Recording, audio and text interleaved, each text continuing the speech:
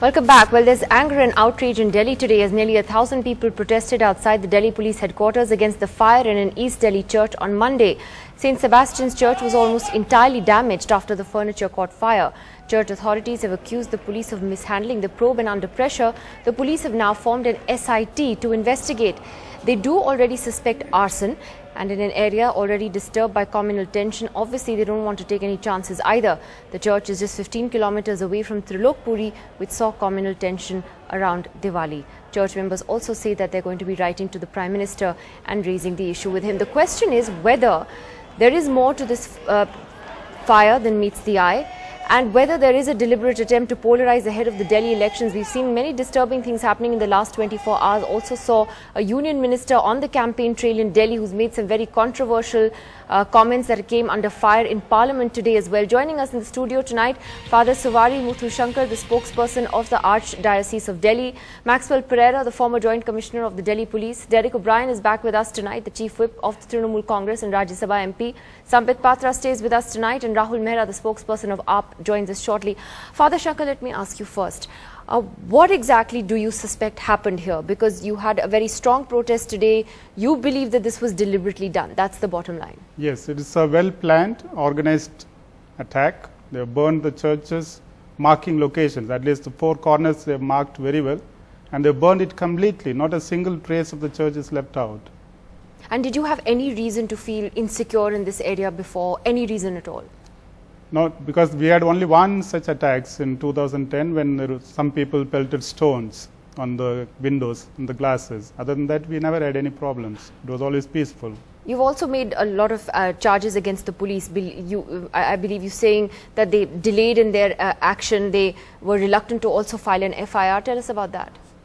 So because the call was made at 6:30 in the morning, and the police came only at 9, and the church is just behind the police station, so hardly takes 5 minutes. So it took more than 2 hours to reach the spot, and even to file an FIR, they wouldn't take a complaint as we wanted. They based the whole report on PCR report, and only after we started protesting, they made a supplementary report. Okay, so you clearly believe that an SIT that has now been set up will get to the bottom of this. Are you confident that that will happen? We hope and pray that it happens. Let me get Maxwell Pereira, and Mr. Pereira, let me just ask you on what, particularly the role of the police. You were on my other program which we had on, the communal conflagrations that are taking place in East Delhi earlier.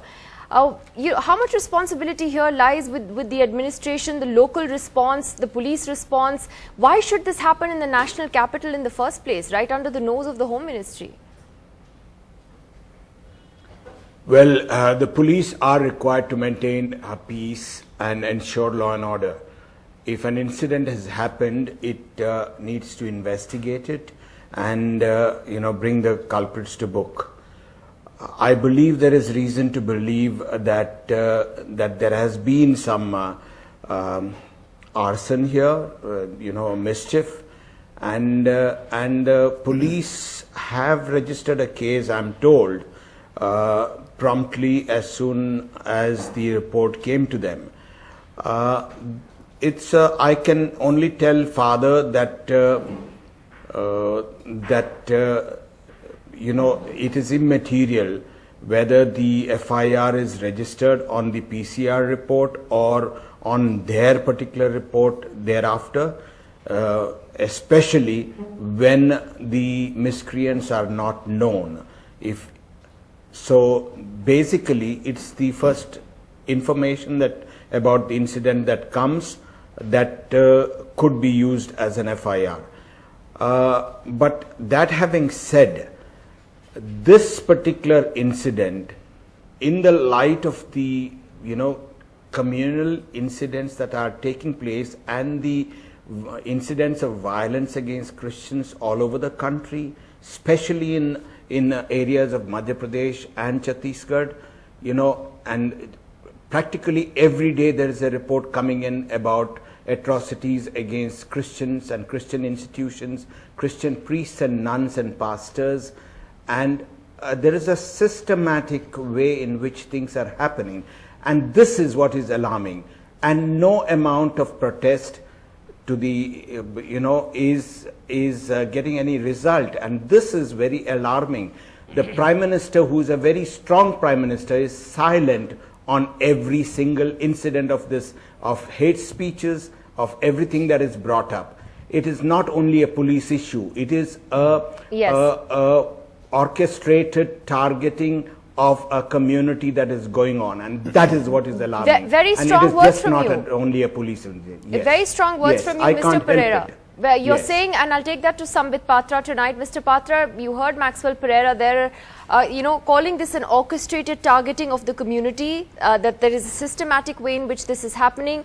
And the fact that it's happening in the national capital is something that should be a major cause of concern, particularly for the ruling party, Mr. Patra. What's going on here? No, I can well understand and empathize with the concerns of Mr. Pereira as well as the father who spoke before him. And I can assure him that Bharatiya Janata Party stands by them. This is a matter of grave concern that a church has been burnt in the heart of the city of the capital of the country, and investigation really has to be done. But my only submission is, well before the report of the investigation is submitted, let us not jump on speculative issues. I do not discount the fact that there might have been a conspiracy here. Well, yes, if there was a conspiracy, definitely the SIT would smell into it, and the conspirators would be, and they have to be brought to the books of the law. I mean, there is no discount on that.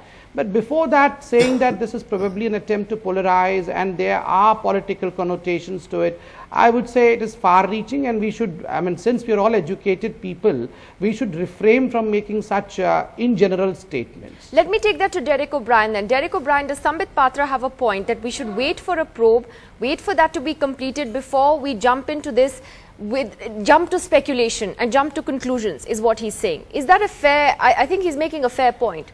Or do you think there is more to it that meets the eye that needs to be addressed right away?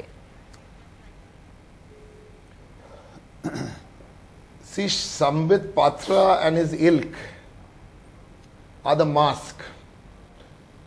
This is what I told the Honorable Finance Minister, Mr. Arun Jaitley, on the floor of Rajya Sabha today. Will the real BJP please stand up? Or will they hide behind the mask? Because the real BJP is the RSS. I completely endorse and multiply by 10 what Mr. Maxwell Pereira and father said, and there's no politics here. This is targeted violence, this is targeted arson, this is malicious intent. The members of parliament in the Rajya Sabha last week from 9 different political parties asked the chairman of the Rajya Sabha to discuss the incidents of communal violence. I was one of the signatories to that motion. It is being discussed on the floor of the Rajya Sabha next Monday. The Rajya Sabha did not run today. The Rajya Sabha will not run tomorrow. This is absolutely a game plan to polarize our nation. Today, Mr. Sambit Patra is sitting as a minority on this program. I am not here as a Trinamool Congress MP. I am first here as representing a microscopic minority. This is very, very dangerous. You know what happened yesterday? The Blessed Sacrament was desecrated. The pictures of Mother Teresa, the crosses were burnt. This is planned, this is dirty, this is part of an RSS game plan. We live together in this country, whether we are Hindu or Muslim. I object to this, and you have to allow me time to get on to Mr. Derek O'Brien. I object. You have to give me time. Derek, you make a very serious allegation here, although, we must add that the probe has only begun and SIT has been formed. This is the trend. I mean, people like Mr. Derek are the ones who are responsible for breaking the fabric of this country.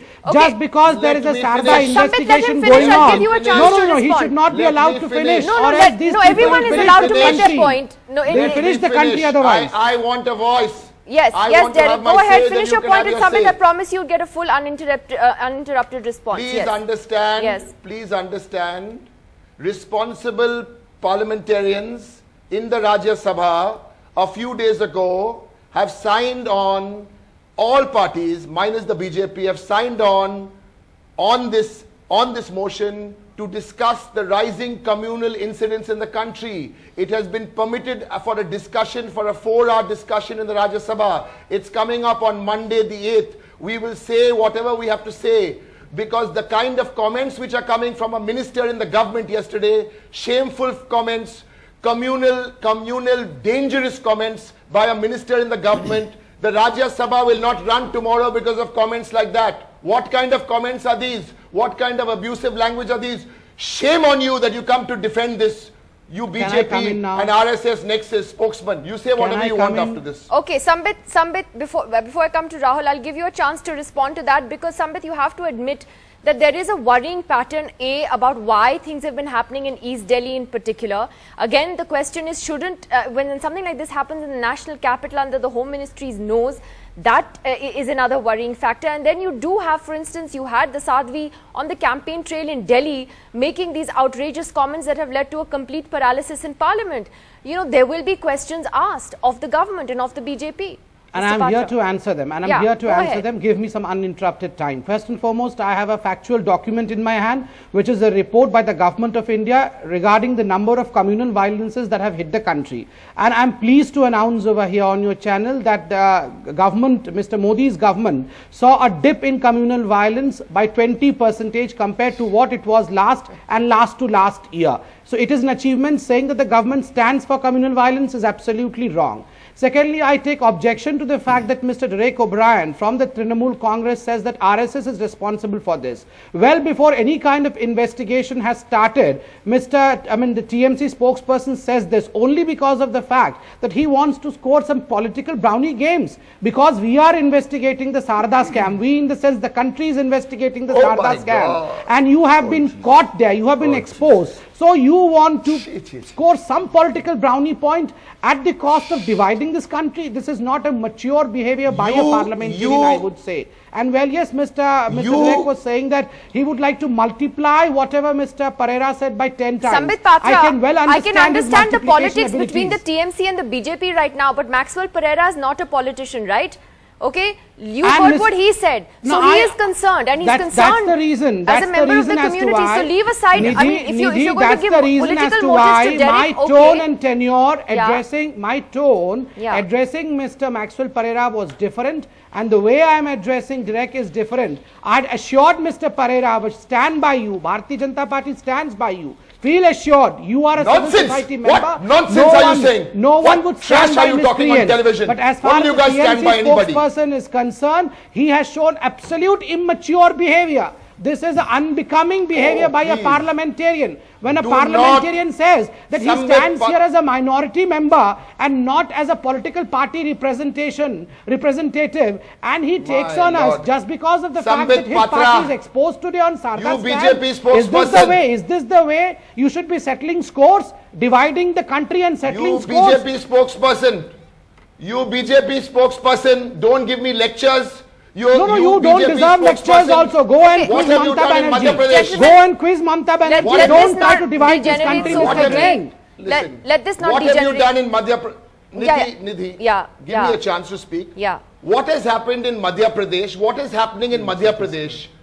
Why are schools being asked to put up different images from the pictures they already have in schools?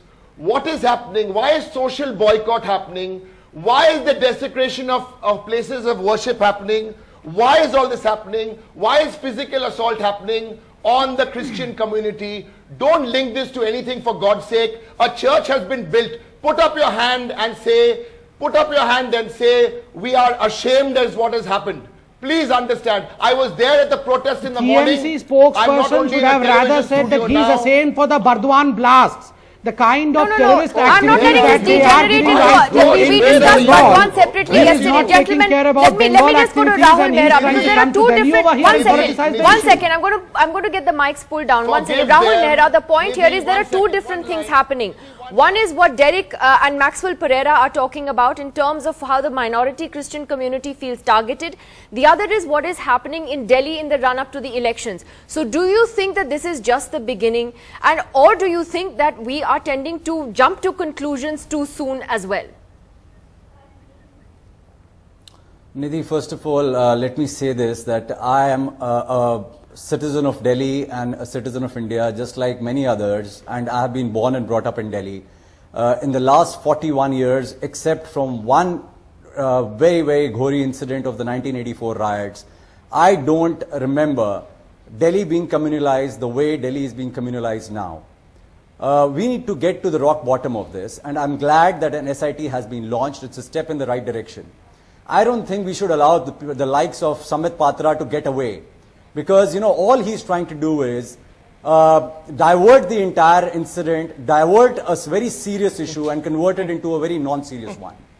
Every time we need to learn from history. Every time there is an election, and this starts with UP, the elections in UP, the very same people, Nidhi, Giriraj, the Sadhvis and the Sadhus were sent out there to polarize the community.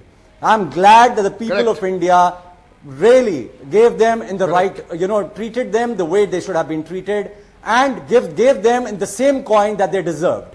I have no doubt that the people of Delhi who are secular, people of Delhi who are coming from all over India, it's a place where every religion, every community, every caste, creed, sect, sex is allowed to peacefully coexist. I'm proud that I'm a citizen of Delhi.